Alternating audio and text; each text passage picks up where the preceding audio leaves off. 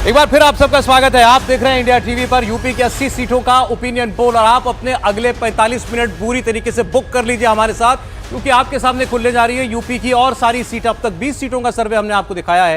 ये opinion poll हमने CNX के साथ मिलकर के किया है। यूपी की सभी 80 लोकसभा कॉन्स्टिट्यूएंसीज में 1,60,000 से ज्यादा सैंपल साइज है और अभी तक की 20 सीटों का जो हमने पूर्वांचल की 20 सीटों का सर्वे आपको दिखाया, उसमें केवल एक आजमगढ़ की सीट सपा के पास जाती हुई हमें दिखाई देती है, जिस पर अखिलेश यादव पहले 2019 में जीत करके लड़े थे।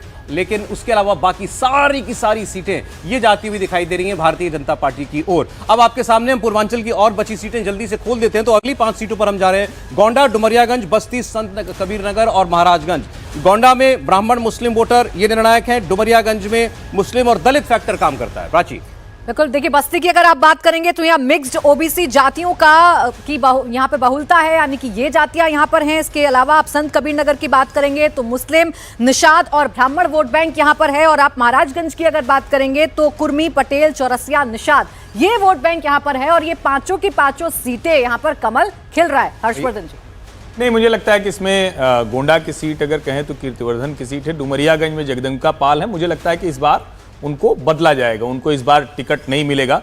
बस्ती में हरीश द्विवेदी सांसद हैं, जिनको प्रधानमंत्री नरेंद्र मोदी खुद उनकी तारीफ कर चुके हैं। संत कबीर नगर और महाराजगंज में पंकज चौधरी जो वित्त राज्य मंत्री हैं, बहुत मजबूत हैं, 5 बार के सांसद हैं, कुर्मी जाति से आते हैं। तो एक तरह से कहें तो जो सर्वे दिखा रहा है वो लगभग उसी तरफ जा रहा है जहां पे जो महाराजगंज में देखिए सुप्रिया श्रीनेत लड़ी थी पिछली बार, 50,000 के आसपास मत मिले थे। उनके पिता हर्षवर्धन सिंह जीते थे, लेकिन अभी वहां कांग्रेस का कोई आधार बचा नहीं। देखिए, बस्ती में एक खास बात है कि बस्ती में लोकसभा में तीसरी बार बीजेपी की जीत हो सकती है, लेकिन वहाँ पे अगर आप विधानसभा देखेंगे तो 5 की 5 जो विधानसभा है वो बीजेपी के पास नहीं है, समाजवादी पार्टी और उसके सहयोगी के पास है।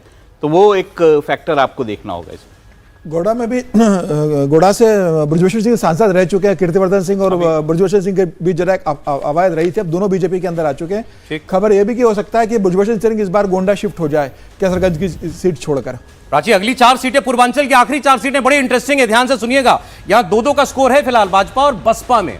जी देखिए, अब देखिए सीटें हमने आपके सामने खोल दी है। बांसगांव, जिस पर कांग्रेस चुनाव लड़ेगी, कांग्रेस के खाते में ये सीट गई है। गठबंधन में बीजेपी यहां जीत सकती है। लालगंज की अगर आप बात करेंगे तो यहां भी भारतीय जनता पार्टी जीत सकती है। ये सीट फिलहाल बसपा के पास है, दलित सुरक्षित सीट है, लेकिन लालगंज में मुसलमानों की बड़ी आबादी है। इसके अलावा अगर आप बात करेंगे घोसी की, तो ये सीट भी, जिसका उपचुनाव विधानसभा का काफी इंटरेस्टिंग हुआ था, ये भी भारतीय जनता पार्टी जीतेगी। और सलेमपुर की अगर आप बात कर रहे हैं तो ये सीट भी भारतीय जनता पार्टी के खाते में जा सकती है। घोसी का आपने बात की, जब यहाँ पर उपचुनाव हुआ विधानसभा का, उस उपचुनाव में दारा सिंह चौहान जो हार गए थे भारतीय जनता पार्टी, और वो अखिलेश यादव ने कहा था ये इंडिया गठबंधन का पहला इम्तिहान है। पीडीए यहाँ पर जीता। और बता देता हूँ उसमें क्या हुआ था कि मायावती जो हैं उन्होंने ये ऐलान किया था कि भाई मेरे जो दलित वोटर हैं वो सपा को वोट ना करें, जाए ही नहीं वोट पर। लेकिन जो देखने में आया उन्होंने ये है कि दलित वोटरों ने ये जो सपा है उसको वोट किया। इसमें लालगंज जो सीट है वो संगीता आजाद बसपा की सांसद है। अभी खबर है कि भारतीय जनता पार्टी में आ सकती है। लालगंज की जो सांसद है, कोई छूटेगा? सभी आएंगे, 10 आने वाले हैं। नहीं, लेकिन आज यूपी में, हिमाचल में, बिहार में, झारखंड में, सब जगह से लोगों के बीजेपी में आने की खबर है। टिप्पणी बहुत जरूरी है। देखिए, लोग आएंगे, बड़ा अच्छा है, पार्टी बहुत बड़ी हो रही तो सबको लेगी। लेकिन घोसी आपने अच्छा किया। वैसे तो यहाँ बसपा से सांसद अतुल राय थे, हरिनारायण राजभर भाजपा से लड़े तो जो हार गए थे। लेकिन इसी घोसी लोकसभा की जो घोसी विधानसभा है, समाजवादी पार्टी ने दारा सिंह चौहान को टिकट दिया था, भाजपा से आए थे, विधायक बने, वो लौट कर भाजपा में आ गए। अब उनको भाजपा ने एमएलसी बना दिया। लेकिन यहां पर सुधाकर सिंह समाजवादी पार्टी से जीत गए थे। हर बार दल बदलू जीत जाए ये भी नहीं। ये कॉन्टेस्ट होगा या ये बिल्कुल क्लीन? नहीं, निश्चित घोसी मजबूत सीटों में होगी। घोसी भारतीय जनता पार्टी के लिए इतना आसान भी नहीं होगी। घोसी का समीकरण भी कठिन है उनके लिए, इतना आसान नहीं। कुछ बोलना चाह रहे हैं? जितने भी हमने स्कोर बस देख लिया, 28-1 स्कोर हो चुका है अब तक। बोलिए ये लास्ट की जितने भी 10 सीटें हमने देखा, इसमें डुमरियागंज एक सीरियस प्रॉब्लम है भाजपा के। जैसे हर्षवर्धन जी कह रहे थे कि शायद वहाँ के जो सिटिंग एमपी उनको बदला जाए। जगदम्बिका पाल वो 2009 में भी सांसद थे कांग्रेस के टिकट पे, उसके बाद भी भाजपा में आए थे, तो उनके खिलाफ काफ़ी एंटी इनकम्बेंसी है। हालांकि देखना पड़ेगा कि बीजेपी कैंडिडेट वहाँ पे बीजेपी के लिए कोई अच्छा कैंडिडेट है या नहीं है, क्योंकि लोकल लेवल पे बीजेपी के पास बहुत अच्छा कैंडिडेट वहाँ नहीं है। तो हो सकता है किसी और को बाहर से लाया जाए, लेकिन बीजेपी के लिए सीरियस प्रॉब्लम। से दाखिल हो रहे हैं अवध में। और अवध में है बहुत बड़ी बड़ी सीटें। अवध में आप जानना चाहते हैं अमेठी का क्या होगा, राहुल गांधी लड़ेंगे कि नहीं, रायबरेली का क्या होगा, सोनिया गांधी की जगह वहां पर अब कौन लड़ेगा, लखनऊ में इस बार क्या होगा। तो आपके सामने सीटें अब खुलने जा रही हैं। अयोध्या की, बाराबंकी की, लखनऊ की सीट, रायबरेली की सीट और अमेठी की सीट, लगी हुई सीटें हैं सभी। अयोध्या जो पहले फैजाबाद थी, राम मंदिर बन चुका है, लाखों लाख लोग जा रहे हैं वहां पर। बीजेपी के लल्लू सिंह फिलहाल यहां से सांसद हैं, वो पहले यहां पर विधायक भी रह चुके थे। तो अयोध्या में लगता नहीं कि कोई भी यहां पर मुकाबला होना चाहिए। ये सभी सीटें भाजपा को जा रही हैं हमारे सर्वे के मुताबिक। बाराबंकी में भाजपा के पास सीट है, दलित मुस्लिम वोटर निर्णायक है, 1,09,000 वोट के मार्जिन से ये सीट निकाली थी बीजेपी ने। बिल्कुल, लेकिन लखनऊ जो भारतीय जनता पार्टी का गढ़ रहा है, ये लखनऊ भारतीय जनता पार्टी एक बार फिर से जीतेगी। जो सरप्राइजिंग है, जो शायद कांग्रेस कोशिश कर रही थी इस बार की रायबरेली और अमेठी को वो बचा पाए, तो रायबरेली और अमेठी नहीं बचा पाएगी। बड़ी खबर, ये बिल्कुल बड़ी खबर है और ये ओपिनियन पोल से निकलकर सामने आ रही है। अगर आज चुनाव होते हैं तो रायबरेली और अमेठी बचाने की स्थिति में कांग्रेस नजर नहीं आ रही है। यही कहता है हर्षवर्धन जी, आपका आंकलन भी? रायबरेली भी जाएगी? नहीं, देखिए रायबरेली में मुकाबला अभी भी कड़ा है, लेकिन आज की जो जिसको कहेंगे राज्यसभा सीटों के लिहाज से कहें तो रायबरेली और अमेठी उनके विधायक इधर आए। और एक बात मैं जरूर कहूंगा, अयोध्या में लल्लू सिंह 50,000 के आसपास मतों से ही जीते थे, तो सीट कठिन थी, लेकिन अब समीकरण बदल गया और आज जो विधायक आए हैं एक वो भी वहां के भी हैं। देखिए सपा के एक बड़े नेता अवधेश प्रसाद को टिकट दिया है, अवधेश प्रसाद को दिया है टिकट, डोमा के सांसद है। समाजवादी पार्टी से अवधेश सिंह ने आज इधर किया है, लेकिन यहां पर अयोध्या में कोई नया प्रत्याशी होगा और यहां भी प्रत्याशी मुझे यह जानना है, रायबरेली अमेठी में आपने ये बताइए भावेश, ये सर्वे ये सोच करके किया है कि अमेठी और यहां पर राहुल और प्रियंका गांधी चुनाव लड़ सकते हैं? चर्चाएं हैं ना, ये तो आपने सोच के किया होगा सर्वे। देखिए, तब तक ऐसी कोई संभावना नहीं थी कि राहुल गांधी और प्रियंका गांधी वहां से चुनाव लड़ने वाली है। हालांकि राहुल गांधी का तो अमेठी सीट है, तो ये संभावना जरूर है कि राहुल गांधी वहां चुनाव लड़ेंगे, लेकिन राहुल गांधी के लिए बहुत ज़्यादा स्कोप है नहीं अमेठी में। वो यदि चुनाव लड़ते हुए तो उनके खिलाफ बहुत अच्छा कैंडिडेट स्मृति ईरानी है और वो अच्छा फाइट करे और जीतेंगे। राहुल रायबरेली को लेकर दूसरी बार सीट हारेंगे अगर लड़ेंगे तब भी हारेंगे, वो फैक्ट है। रायबरेली को लेकर जहां तक बात है, देखिए रायबरेली में जब ये सर्वे हो रहा था तो एक सोनिया गांधी की तरफ से अनाउंसमेंट आ गई थी कि वो चुनाव नहीं लड़ेगी। तो अभी भी फाइट है वहां पे, कांग्रेस अभी भी फाइट में है एक सेंटीमेंट की वजह से, लेकिन बहुत ज्यादा लोग अब ज्यादा उस सेंटीमेंट को ओन नहीं करते, इसलिए बीजेपी के लिए वहां पे ऑप्शन है। और बीजेपी यदि शायद अच्छा कैंडिडेट तो बीजेपी ये सीट निकाल सकती है, और इसीलिए जो अभी की सेंटीमेंट है उसमें आप देखेंगे बीजेपी वहां पे देखिए मार्जिन समझ लें। अमेठी में राहुल गांधी हारे कोई 50-55 हजार वोट स्मृति ईरानी से, और रायबरेली से सोनिया गांधी जीती लगभग 1 लाख वोट। तो ऐसा नहीं कि बहुत बड़ा गैप था। जी कुछ कहने संजय जी? नहीं, मैं ये कह रहा था भावेश, कई सीटों का भी आपने जिक्र किया, हम लोगों ने तकरीबन 25-26 सीटों का जिक्र कर लिया, लेकिन मुझे लगता है दर्शकों को यह भी बताना चाहिए कि जब आप ये सर्वे कर रहे थे, क्योंकि हाल ही में समाजवादी पार्टी और कांग्रेस का गठबंधन अनाउंस हुआ है, तो क्या आपको लगता है क्योंकि आपका सर्वे इसके पहले हुआ होगा, तो इससे क्या इन सीटों पर कोई भी किसी सीट पर फर्क होता हुआ आपको दिखाई पड़ता है, खासकर रायबरेली, अमेठी?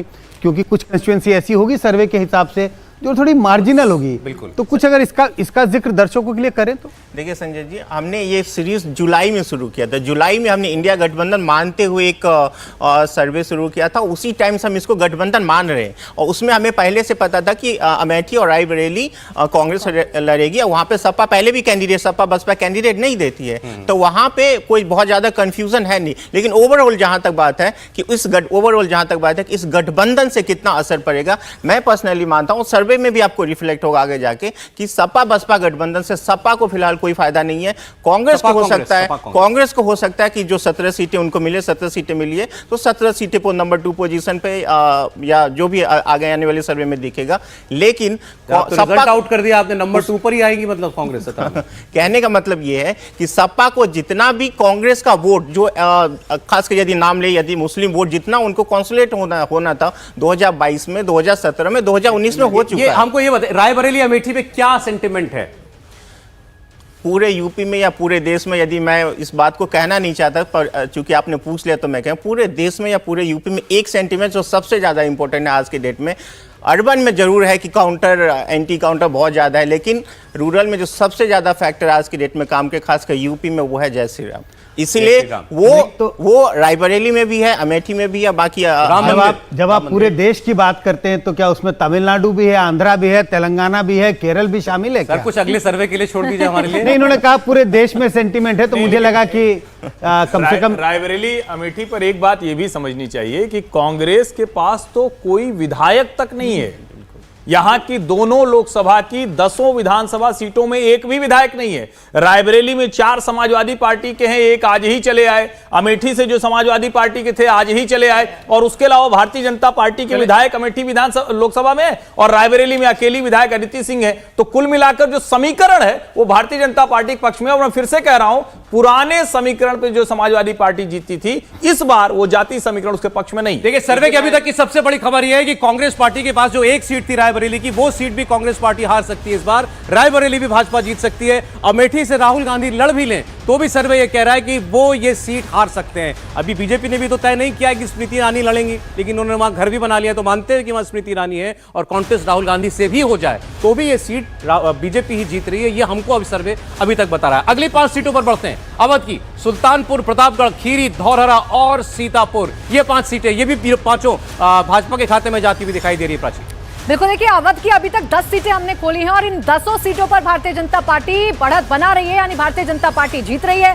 रायबरेली, अमेठी जरूर शॉकिंग हो सकता है, लेकिन आगे अगर आप बढ़ेंगे, सुल्तानपुर, प्रतापगढ़, खीरी, धौरहरा और सीतापुर, इन सीटों पर भी भारतीय जनता पार्टी का कैंडिडेट चुनाव जीत सकता है अगर आज चुनाव होते हैं तो।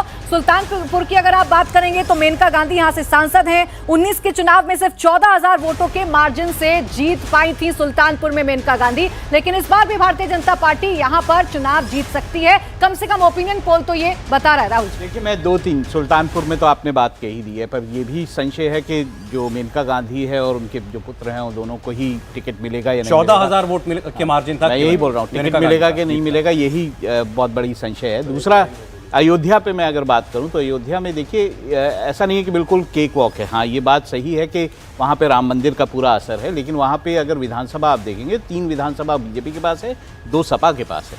तो ऐसे में जो सपा का कैंडिडेट, लेकिन मोदी के नाम का है ना, मैं वो समझ रहा हूँ, पर आप उसको सही, वहाँ दलित वोट काफ़ी है, फिर उस तरह से हम बात करेंगे। तो दूसरा, मैं लखनऊ का एक बात और कहूँगा, लखनऊ में क्या राजनाथ सिंह जो है कैंडिडेट रहेंगे, ये बड़ी बात। ऐसा सवाल ये पूछ लिया है तो इसका जवाब दें तो फंसे, नहीं दें तो फंसे। तो ये बड़ा बात होगी। और देखिए, वहां से जिसको समाजवादी पार्टी जिस व्यक्ति को चुनाव लड़ाने की कोशिश कर रही है, वो बड़े धरातल का व्यक्ति है, उसने बहुत ज्यादा धरातल पे काम किया हुआ है। फर्क पड़ता है कौन लड़ेगा लखनऊ में? फर्क पड़ता है क्या इस बात का? नहीं, अगर वो नहीं है तो फिर सारी सीटों पे असर नहीं पड़ता। पहली बात तो ये कि राजनाथ सिंह जी लड़ेंगे नहीं लड़ेंगे, इस पे कोई संशय नहीं, निश्चित तौर पर चुनाव लड़ने जा रहे हैं। और सुल्तानपुर पर एक लाइन में जरूर बोलूंगा, मेनका गांधी जी जो 14-15 हजार से वोटों से जीती हैं, उसके पहले उनके पुत्र वरुण गांधी ये सीट इतनी खराब करके गए थे पीलीभीत कि वो जीतने की स्थिति हो गई, वरना शायद वरुण गांधी लड़ते तो वहां से चुनाव हार भी जाते। अच्छा, ये खीरी की सीट जो है, ये गृह राज्य मंत्री अजय मिश्रा टेनी की खीर है, वहां जहां पर किसान जो है वो कुचले गए थे, तो वो वहां पर वो फैक्टर, लेकिन लगता नहीं कि इस बड़े इलेक्शन में, लोकसभा के इलेक्शन में कोई मुद्दा जो है वो रह जाता है। अगली 5 सीटों पर हम लोग बढ़ लेते हैं। अब देखिए, अब हम धीरे धीरे जो है आपको लेकर के चल रहे हैं बुंदेलखंड की तरफ। हरदोई, मिश्रिक, उन्नाव, मोहनलालगंज, पहले ये अवध की सीटें हैं। जी हाँ, धौरहरा, माफ कीजिएगा, सीतापुर, हरदोई, मिश्रिक, उन्नाव और मोहनलालगंज, ये सीटें भी भाजपा के खाते में जाती हुई दिखाई दे रही है। टैली आप देख लीजिए, अभी तक हमने आपके सामने 43 सीटें खोली हैं और स्कोर 42-1 है।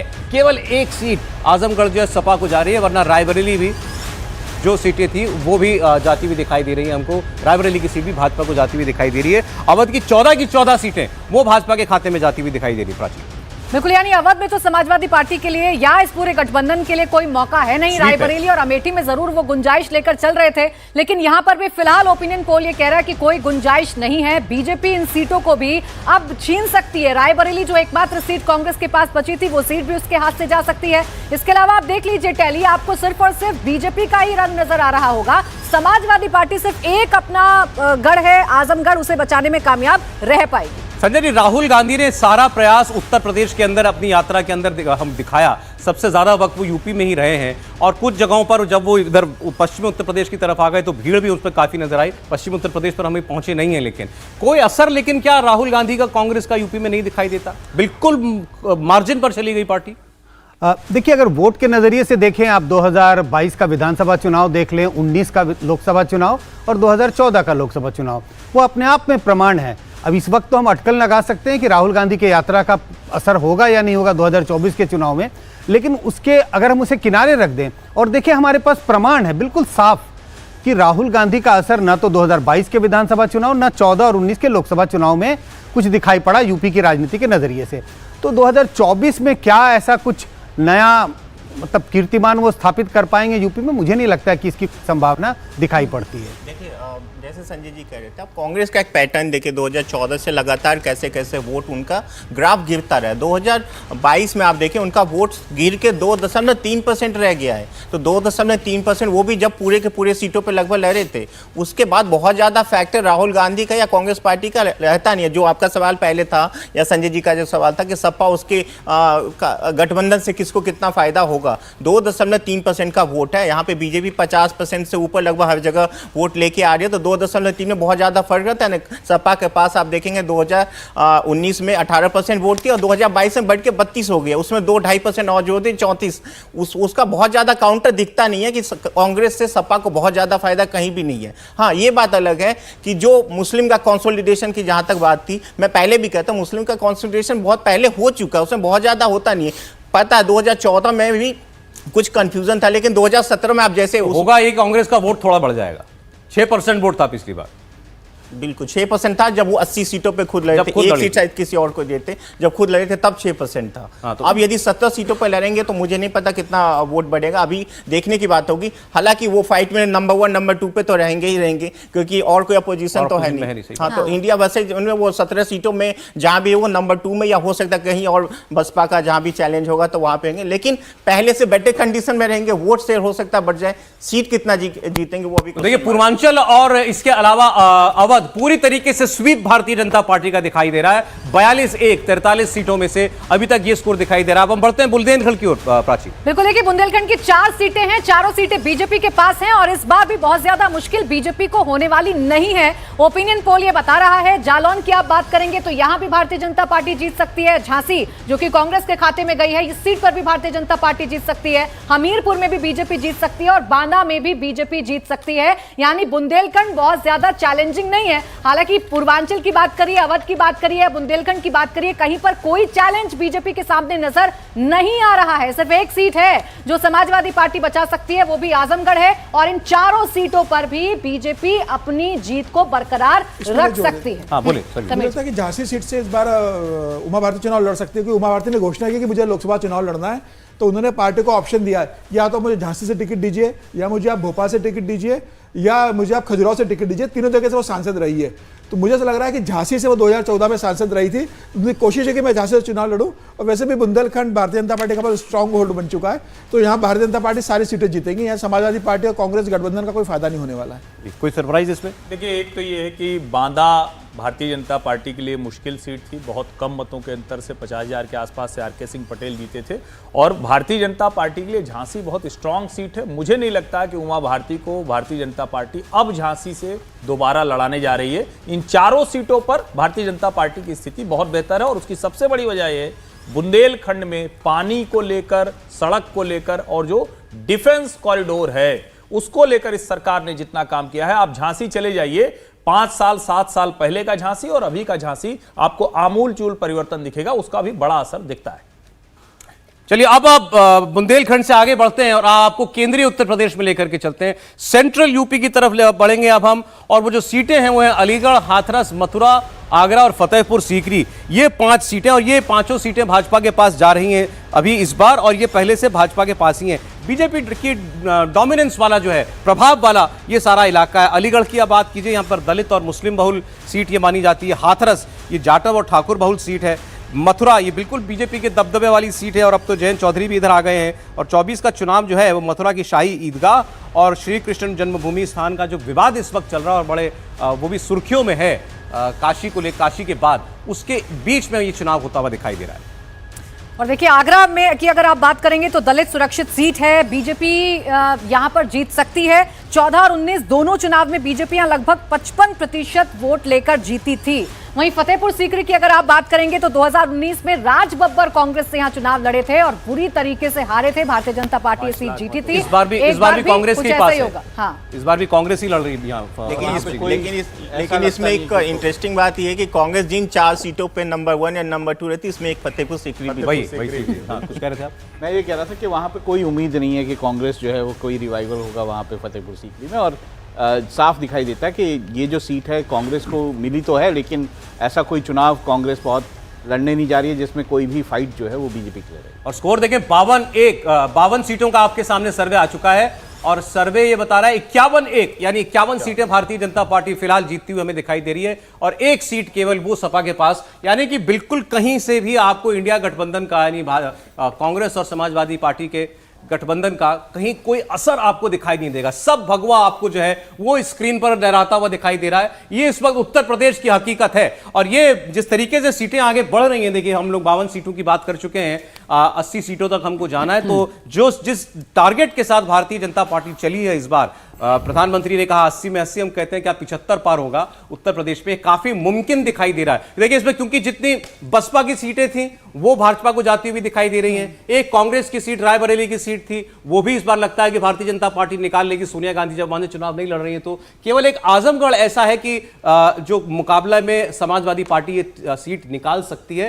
हालांकि एक बाई इलेक्शन में ये बीजेपी जीत चुकी है, अब इस बार भी बसपा अलग लड़ रही है तो यहां पर कुछ कॉन्टेस्ट बन जाए तो नहीं कह सकते, लेकिन फिलहाल यहां पर समाजवादी पार्टी आगे, उसके अलावा सारी सीटें भारतीय जनता पार्टी आगे दिखाई दे रही है। प्राची बिल्कुल। और देखिए अब उन इलाकों की बात कर लेते हैं जहां समाजवादी पार्टी का आप कह सकते हैं कि अच्छा खासी मौजूदगी रहती है और जो परिवार है, जो गढ़ है और जो परिवार है वो यहां से चुनाव लड़ता है। जो यादव परिवार है, जो मुलायम सिंह यादव का परिवार है, वो यहां से चुनाव लड़ता है। तो ये सीटें भी आपको बता देते हैं। देखिए फिरोजाबाद, जहां से समाजवादी पार्टी ने अपने कैंडिडेट का ऐलान कर दिया है, अक्षय यादव को चुनावी मैदान में उतारा है, ये भी बीजेपी जीत सकती है। मैनपुरी, यहां से डिंपल यादव को चुनावी मैदान में उतारा है, ये सीट है जो समाजवादी पार्टी बचाने में कामयाब रह सकती है। तो एक हो गया आजमगढ़ और एक हो गई मैनपुरी। बड़ी देर के बाद कोई हरी बत्ती जली इस पर। वहीं देखिए उसके आगे आप चलेंगे तो फिर से आपको भगवा रंगी नजर आएगा। मुलायम सिंह यादव कहते भी थे कि देखिए मैनपुरी और पूरब में हमारा मैनपुरी है आजमगढ़, तो ये सर्वे में भी नजर आ रहा है कि ये दोनों ऐसे गढ़ हैं समाजवादी पार्टी के लिहाज से जिसको ध्वस्त करना आज भी भाजपा के लिए चुनौती। फिरोजाबाद लेकिन सपा के पास थी, अक्षय यादव की सीट है, बिल्कुल वो भी इस बार भाजपा निकालती हुई दिखाई दे रही है। निश्चित रूप से 2019 के अंदर तो जरूर हार गई थी, मतलब समाजवादी पार्टी वहाँ से घर में विद्रोह हो चुका था वहाँ पर, इसके कारण हार गए थे। लेकिन इस बार भारतीय जनता पार्टी वहाँ बेहतर करते हुए दिख रही है। मैनपुरी तो खैर गढ़ी है, मुलायम सिंह यादव लगातार वहाँ से रहे, उसके बाद अब वहाँ से डिंपल यादव सांसद है, तो मैनपुरी तो लग ही रहा था कि समाजवादी पार्टी वहाँ से जीतेगी। एटा में जरूर भारतीय जनता पार्टी मजबूत है, कल्याण सिंह के पोते यहाँ से सांसद है, बेटा सांसद है एटा से। इटावा की अगर बात करें तो देखिए सैफई यहीं पर आता है, जो गृह क्षेत्र है मुलायम परिवार का वो यहां पर आता है। लेकिन इटावा की जो सीट है वो 14 में भी बीजेपी ने जीती, 19 में भी बीजेपी ने जीती और इस बार भी बीजेपी इस सीट को जीत सकती है। इटावा वही सीट है जहां से 1991 में काशीराम को मुलायम सिंह यादव ने सांसद बनाया था। इसमें कोई सरप्राइज नहीं दिखाई दे रहा कि अखिलेश यादव या यादव परिवार के बिल्कुल गढ़ में जो है फिरोजाबाद, मैनपुरी, एटा, फर्रुखाबाद, इटावा, यहां पर भी भारतीय जनता पार्टी बहुत अच्छा करती हुई दिखाई दे रही है। लेकिन मैनपुरी अभी भी वो एक ऐसा आइलैंड है जहां नहीं पहुंच पा रही बीजेपी। मैनपुरी को क्रैक करना ये बीजेपी अभी भी यादव बहुल्य इलाका है, 3.5 लाख से ज्यादा यादव वोट है वहाँ पर। यादव मुस्लिम कॉम्बिनेशन वहाँ पे यादव मुस्लिम कॉम्बिनेशन के आसपास है, वहाँ पर बीजेपी जो है सेंध लगा पाई। हाँ, कुछ कह रहे भावेश, बोलिए। यादव मुस्लिम कॉम्बिनेशन वहाँ पे देखेंगे तो लगभग 60% के आसपास हो जाती है, तो इसलिए वो सीट जितना मुश्किल, हालांकि पिछले 2019 में देखेंगे तो मुलायम सिंह होते भी लगभग 95,000 वोट से ही जीते थे। आजमगढ़ लगभग 2.5 लाख वोटों से जरूर अखिलेश यादव जीते, 2.5 लाख या 2,70,000 आई थिंक। लेकिन मैनपुरी में उनको प्रॉब्लम हुई थी जबकि सपा बसपा का गठबंधन था और एक तरफ ये कयास लगाया जा रहा था कि कहीं नजदीकी मुकाबला बीजेपी जीत न जाए। लेकिन फिलहाल की स्थिति यही है कि जो बीजेपी जिस पे दाव खेलना चाहती है, साक्य वहाँ पे यादव के बाद जो साक्य कॉम्बिनेशन पे उनके बीजेपी जाना चाहती है, बहुत ज़्यादा चैलेंज नहीं पेश कर पाएगी क्योंकि ये एक गढ़ जरूर है और 60% वोट जो उनका एक थ्रेशोल्ड है वहाँ पे टूटता नजर नहीं आ रहा। इसलिए देखिए आप इस बात को, अब ये परिवारवाद का इल्जाम भाजपा लगाया, नरेंद्र मोदी लगाया अखिलेश यादव के ऊपर, वो ठीक है, लेकिन अखिलेश यादव इससे पीछे हटते नहीं है। उन्होंने आज अब भी जो टिकट बांटे हैं उसमें 3 टिकट शायद उन्होंने अपने परिवार को दिए अभी भी। तो उसमें उस लिहाज से अगर मैं संजय जी से जानना चाह रहा हूं सर, उस बेल्ट के अंदर जो आपका फैमिली का इलाका है, जहां गांव है आपका, जहां से मुलायम सिंह यादव थे, उस इलाके के अंदर भी अगर एक सीट छोड़कर बाकी सब भाजपा ले जा रही है तो ये क्या बता रहा है?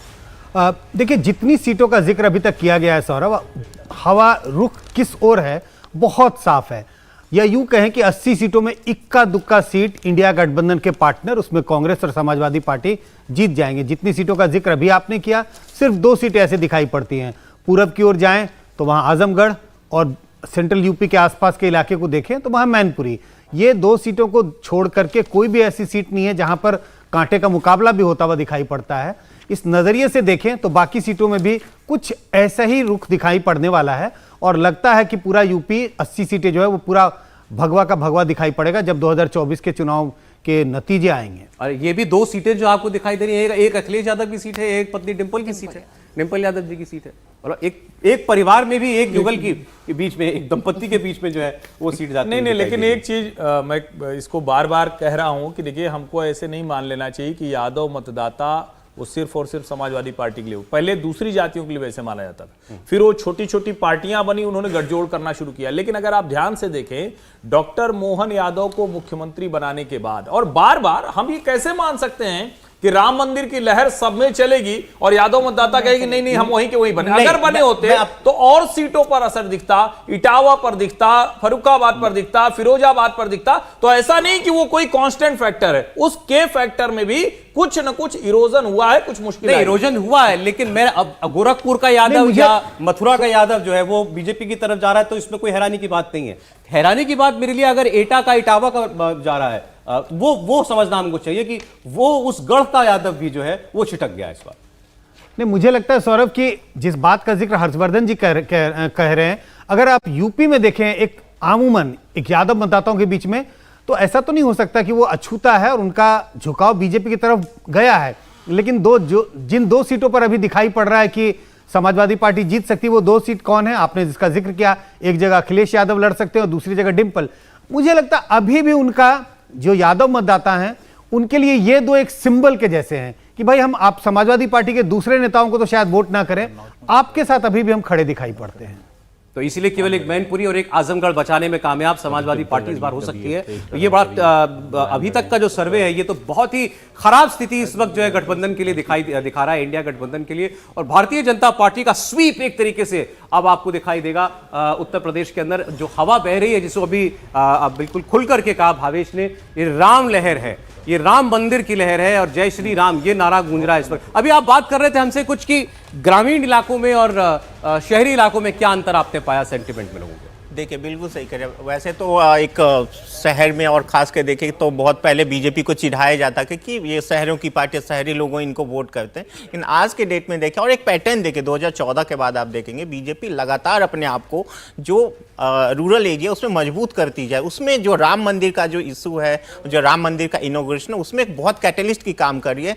इसका असर सबसे ज़्यादा जो है रूरल में है, और वो यूपी में भी है और अदर जगह, जैसे संजय जी ने कहा तमिलनाडु में है, बिल्कुल है तमिलनाडु में। लेकिन तमिलनाडु में जीतने के लिए वो स्थिति में है या नहीं है, वो देखने की बात है। नहीं तो लोग जब आप जाते हैं, आपकी भाई आप जैसे सर्वे होता है कि आप जहां आप किस पार्टी को पसंद कर रहे हैं, किसको वोट करेंगे, नाम क्या आता है सीधा? योगी बोल, मतलब उसमें कुछ कोई और नाम भी आता है, कोई वो वजह बताते हैं या बस मोदी? देखिए, सिर्फ हमारा राम का मंदिर बन गया इसीलिए?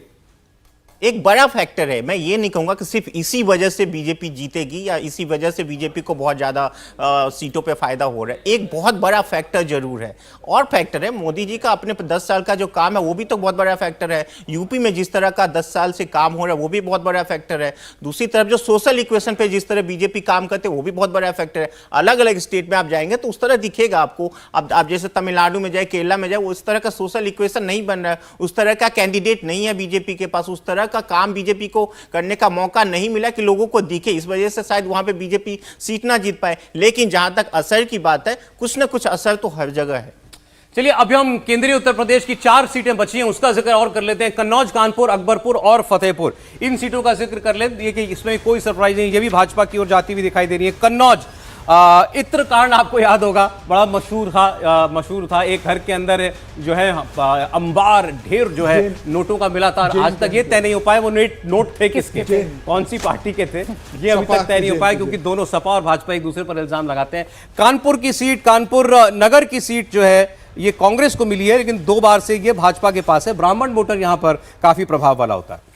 और देखिए, ऐसे अकबरपुर की आप बात करेंगे तो पिछड़ी जातियों की डोमिनेंस वाली सीट है, लेकिन किसी एक जाति का यहां पर दबदबा नहीं है। ये सीट भी बीजेपी जीत सकती है।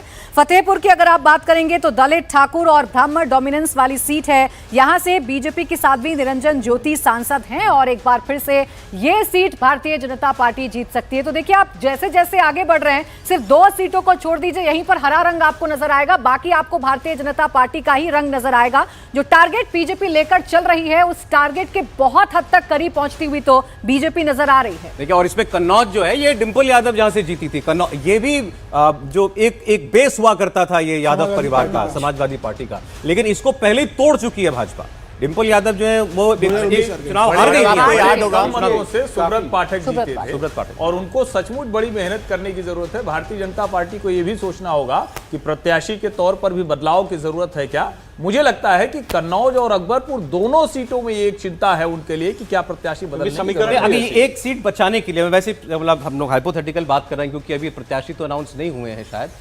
कन्नौज में डिंपल फिर लड़ रहे, जैसा आपने बताया कि भाई उनके होने से भी प्रभाव पड़ेगा ना। नहीं, निश्चित और वहां पर कन्नौज में बहुत बात हो रही है। कन्नौज में ये भी बात हो रही है कि डिंपल यादव को, क्योंकि 2019 में जो है चुनाव हारी थी, आपके लिए सेफ है ही पहले से चुनाव हारी थी, तो कहीं अखिलेश वहां ना चले जाए, तो बहुत बदला लूंगा मैं, उस तरह की भी बातें चल रही है। जाएंगे नहीं जाएंगे कहना नहीं मुश्किल है, लेकिन ये बात सही है कि ये ऐसी सीट है जहां पर अगर यादव और मुस्लिम देखें तो वो 16% है, लेकिन दूसरी तरफ अगर आप ब्राह्मण देखें और राजपूत देखें तो भी बराबर की वो है। तो यहाँ पर ये जो सीट है बहुत आसान सीट नहीं है, किसी और भी जाने वाली सीट। देखिए, आजमगढ़ कन्नौज से तो अखिलेश यादव सांसद थे। जब मुख्यमंत्री बने वो 2012 में, तो उन्होंने यहाँ से उपचुनाव में डिंपल को चुनाव लड़ाया था। डिंपल वहाँ से जीती थी, फिर 2014 में जीती, लेकिन 2019 में हार गई डिंपल यादव वहाँ से। तो कन्नौज बेसिकली समाजवादी पार्टी का गढ़ रहा है। अखिलेश यादव यहाँ से खुद सांसद रहे, मुख्यमंत्री बनने पर उन्होंने सीट छोड़ी थी। तो मुझे लग रहा है कि कन्नौज सीट ऐसी जो बीजेपी लेके जा रही है, तो ये एक बड़ा गढ़ अखिलेश के हाथ से फिर से निकल रहा है। मेरे को लगता है कानपुर में भी को लेके बीजेपी मैं जो एक बार है बता दूं, ज्यादा बता पाएंगे। कानपुर में शायद तो मेरे ख्याल से चेंज होगा, बीजेपी जो है अपने कैंडिडेट को चेंज करेंगे। नहीं, मेरे ख्याल से बहुत अच्छा काम करा, उनके खिलाफ कोई बहुत ज्यादा माहौल है नहीं। और पिछली नहीं, बार में संदेव याद बचौरी होगा की स्थिति बहुत अच्छी है। पिछली बार आपको याद होगा कन्नौज एक ऐसा सीट है जैसे सबसे पहले मैंने कहा था कन्नौज सीट सपा हार रही है। बहुत सारे लोगों ने क्रिटिसाइज भी किया था कैसे संभव है, लेकिन वो सच साबित हुआ था। कन्नौज में बीजेपी का जो कैंडिडेट अभी है सुब्रत पाठक, बहुत अच्छा काम कर रहे हैं। और वहां पे कॉम्बिनेशन जैसे कह रहे थे कि यादव वोट टूटता है कि नहीं टूटता, वहां पे बिल्कुल टूटता है, यादव वोट का टूटता है, तभी तो वहां पे वो बीजेपी को जीत मिली थी। और फिर वही कॉम्बिनेशन बीजेपी के लिए बन रहा है। हाँ, हो सकता है कोई और कैंडिडेट दे दे तो वो फिर देखने की बात होगी। अभी तो हम आज की परिस्थिति की बात करें जहां पे वो स्ट्रांग नजर आ रहे हैं, लेकिन कोई और कैंडिडेट आता है दोनों पार्टी की तरफ से तो उस टाइम की बात अलग होगी। देखिए, 61 सीटों का सर्वे आपके सामने आ चुका है और स्कोर कार्ड आपको दिखाई दे रहा है 59-2 61 में से 59-2 और 2 सीट्स केवल समाजवादी पार्टी जीतती हुई दिखती है हमको, आजमगढ़ और मैनपुरी। और जो 2019 का जो स्कोर कार्ड था, जो जितनी सीटें भाजपा जीती थी वो थी 62। तो अगर आप इस लिहाज से देखिए तो लगभग वहां पहुंच ही चुकी है, लगभग वहां पर जो है टैली जो है पहुंची, और अभी तो 29 सीट अभी और खुलना बाकी है। तो ये तो बिल्कुल तय है कि भाई 2019 के तो पार जा रही है भारतीय जनता पार्टी, इसमें तो कोई संदेह नहीं है। बिल्कुल, देखिए 2019 के पार जा रही है और 2014 में जो सीटें आई थी उसमें भी भारतीय जनता पार्टी इजाफा करेगी। एक बड़ा टारगेट बीजेपी लेकर चल रही है और उस टारगेट को अचीव करने के लिए अगर राम लहर काम कर रही है तो मोदी की गारंटी कितना बड़ा फैक्टर साबित हो सकता है, ये भी देखने वाली बात है। क्योंकि जैसे गांव में बीजेपी आगे बढ़ रही है और गांव के लोगों से जो संवाद पीएम का हो रहा है, क्या वो भी कोई बदलाव हर्षवर्धन जी वोटर्स के मन में लाता है जो पीएम बात करते हैं लाभार्थियों से? नहीं, मुझे लगता है कि ये एक ऐसी चीज है जिसको हमेशा चर्चा नहीं की जाती और कहा जाता है कि भाई वो लाभार्थी कह रहे हैं, प्रचार जैसा दिखता है। लेकिन सच बात यह है कि इतनी स्ट्रांग कॉन्स्टिट्यूएंसी किसी एक नेता ने आजाद भारत के इतिहास में कभी बनाई ही नहीं, जिसको घर मिल गया है। आप सीधे सीधे सोचिए कि 1,30,000 रुपए उसके खाते में चले गए और वो अपना घर बना लेता है, अपने बच्चों के साथ रहता है, तो फिर उसको कुछ और समझाने की जरूरत नहीं, किसी कैंपेन की आवश्यकता नहीं। और आप अभी पूछ रहे थे तो भावेश कह रहे थे, मेरा यह मानना है कि राम मंदिर और उसके ड्राइवर के तौर पर नरेंद्र मोदी का चेहरा, लेकिन जब डिब्बे की बात करेंगे भारतीय जनता पार्टी की जो एक्सप्रेस है, तो उसमें डिब्बे के तौर पर ही लाभार्थी दिखता है, विकास दिखता है, एक्सप्रेसवे दिखता है, कॉरिडोर दिखता है, और लोगों को दिखता है कि एक डिसाइसिव गवर्नमेंट है जो गवर्नेंस लेकर उनके दरवाजे पर खड़ी। और पीडीए का क्या हुआ? नहीं, मुश्किल यह है कि पीडीए होता, लेकिन पीडीए जिसको हम कहते हैं ना कि हम कोई बात करें हमारा अपना कॉन्फिडेंस टूट रहा है, और पीडीए ने आज राज्यसभा के चुनाव दिखा दिए। समझ में आ गया कि वो दरअसल नारा जब आप कोई देते तो उसके पीछे कुछ बुनियाद रखते हैं ना, तब तो उस पर इमारत खड़ी करेंगे। सिर्फ हवाई नारा देने से उसका हर्ष वही होता है जो अखिलेश यादव के नारे कई चुनाव ऐसे होते हैं जिसमें हमको जब विपक्ष बहुत बुरी तरीके से पिछड़ता हुआ दिखाई देता है तो हम लोग विपक्ष की कमियों की ज्यादा बात करते हैं। लेकिन क्या संजय जी ये भी ठीक नहीं है कि अगर जिस ताकत के स्ट्रेंथ में इस वक्त नरेंद्र मोदी हैं, अगर आपके सामने कोई इतना विशालकाय नेता जो है वो खड़ा हो और उसका बेस इतना स्ट्रांग हो तो विपक्ष कई बार चाह करके भी कुछ नहीं कर पाता। कई स्ट्रेटजीज अच्छी होती हैं, शायद पीडीए किसी और परिस्थिति में काम कर जाता या राहुल गांधी का जाति जनगणना का कार्ड काम कर जाता, लेकिन यहां सब नरेंद्र मोदी के सामने फेल है। बिल्कुल, आपने जिस बात का जिक्र किया कि जब आपका प्रतिद्वंदी बहुत मजबूत हो, और वो तो है, इसके कई प्रमाण हैं। आप 2019 के लोकसभा चुनाव में देखें बीजेपी का वोट प्रतिशत कितनी सीटों में 50% से ज्यादा वोट है। 224 सीटों पे बीजेपी ने 2019 के लोकसभा चुनाव में 50% से ज्यादा वोट लिया। तो ऐसी स्थिति में जब एक पार्टी का इतना वर्चस्व हो, इतना सॉलिड सपोर्ट बेस हो, तो चाहे तमाम पार्टियां उसके खिलाफ जमा भी हो जाएंगी तो उसे हरा नहीं पाएंगी। तो बेस बहुत स्ट्रांग है बीजेपी का। और जिस बात का जिक्र पहले भावेश ने किया, अब बीजेपी वो पुरानी वाली बीजेपी नहीं है। ग्रामीण इलाकों में, दलितों में, गरीब मतदाताओं में बीजेपी ने जितनी पकड़ बनाई है, और मैं ये जानता हूं कि अगर इन समुदाय में आपने पकड़ बनाई है तो आपकी पकड़ ड्यूरेबल ज्यादा होती है। ऐसे वोटर आपके साथ चिपके रहते हैं ज्यादा, जो सालों साल हमें दिखाई पड़ रहा है। तो बिल्कुल अनइवन सा कंटेस्ट दिखाई पड़ रहा है मुझे 2024 के चुनाव में। और जिस राज्य का हम जिक्र कर रहे हैं यूपी, बिल्कुल जिन सीटों का जिक्र हुआ बहुत साफ है। सिर्फ 2 सीटों को छोड़ के सारी सीटों पर बीजेपी ने जबरदस्त बढ़त बनाई हुई है। जी देखिए, स्कोर एक बार फिर आपको बता दें। अभी तक सर्वे का जो हमको नतीजा दिखाई दे रहा है वो ये 61 सीटों का सर्वे आपके सामने है और Bharatiya Janata party clean sweep Uttar Pradesh में करती हुई दिखाई दे रही है हमें।